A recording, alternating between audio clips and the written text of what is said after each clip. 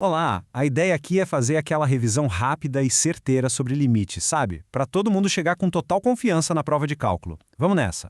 Bem, este aqui é o nosso roteiro. A gente vai cobrir o que é essencial para a prova. Primeiro, o que é um limite. Depois, limites laterais e infinitos. E, claro, como lidar com o famoso zero sobre zero. Daí a gente parte para visualizar a continuidade e os buracos numa função, ver uma aplicação prática no dia a dia e, para fechar com chave de ouro, uma revisão dos erros mais comuns para ninguém cair em pegadinha. Ok, vamos começar do começo. Para dominar cálculo, a gente precisa primeiro entender de vez o que é um limite. Essa é a ideia central por trás de tudo.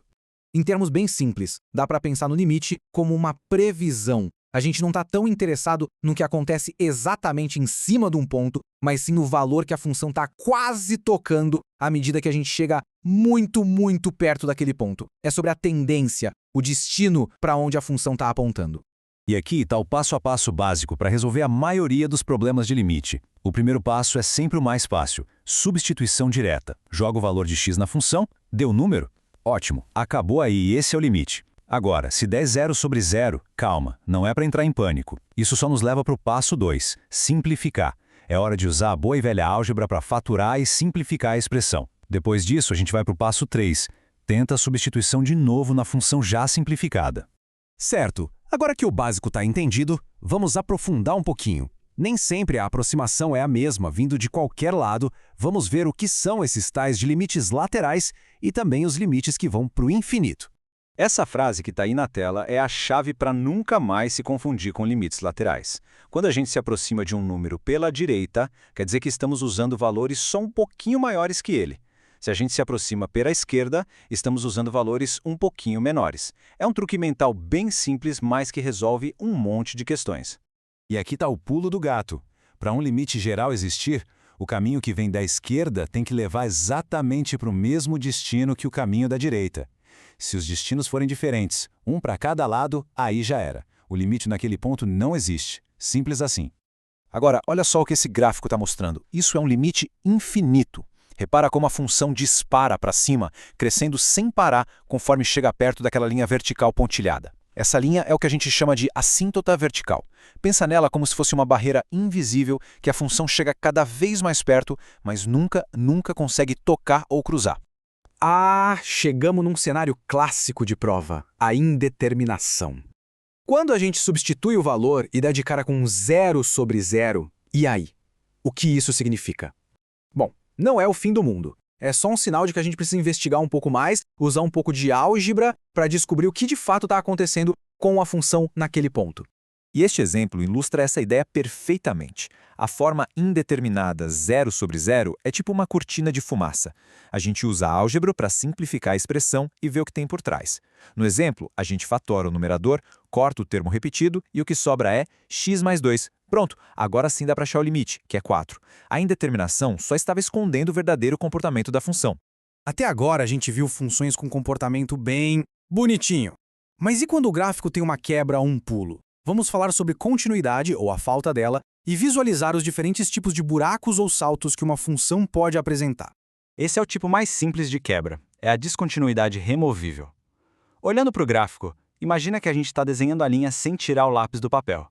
Mas, num ponto específico, a gente levanta o lápis, deixa um buraquinho aberto e continua desenhando logo depois. O limite existe porque tanto pela esquerda quanto pela direita a função está indo para o mesmo lugar, o buraco. Mas o ponto em si ou não existe ou foi parar em outro lugar. Aqui a coisa é bem mais dramática. Essa é uma descontinuidade infinita. Não é um simples buraco que a gente pode tapar. É um abismo. A função literalmente explode para o infinito de um lado e talvez para o infinito negativo do outro, criando aquela assíntota vertical que a gente já viu. Não existe um valor de limite finito aqui. E por último, temos a descontinuidade de salto. Olha só como a função vem de um lado, para de repente e salta para um nível totalmente diferente para continuar do outro lado. Nesse caso, os limites laterais até existem, são números finitos, mas o valor que a função se aproxima pela esquerda é diferente do valor que ela se aproxima pela direita. Essa tabela aqui é um ótimo resumo para a prova. A descontinuidade removível é o buraco, e o limite existe. A infinita é o abismo, com assíntota, e o limite é infinito.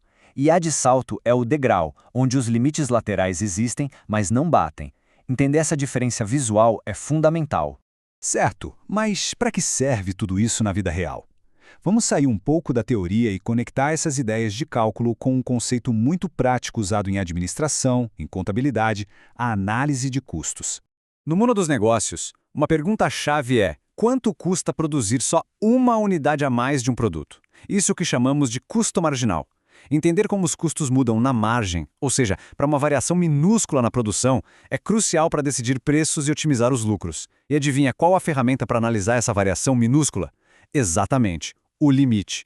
A ideia de limite é a base de tudo isso. É como se a gente estivesse calculando a mudança no custo dividido pela mudança na produção. Só que a gente quer que essa mudança na produção seja a menor possível, que ela se aproxime de zero. Isso é um limite.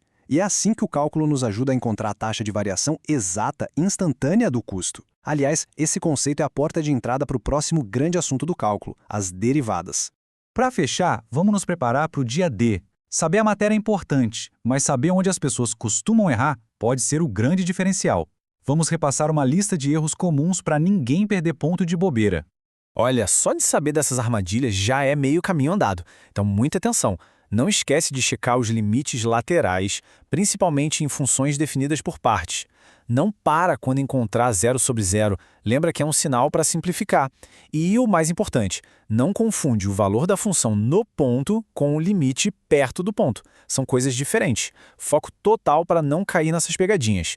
E lembrem-se, as ferramentas do cálculo não servem só para passar na prova. Elas são para analisar tendências e tomar decisões mais inteligentes no futuro. Com essa revisão, o roteiro está claro. Agora é praticar os exercícios e garantir o sucesso. Boa sorte!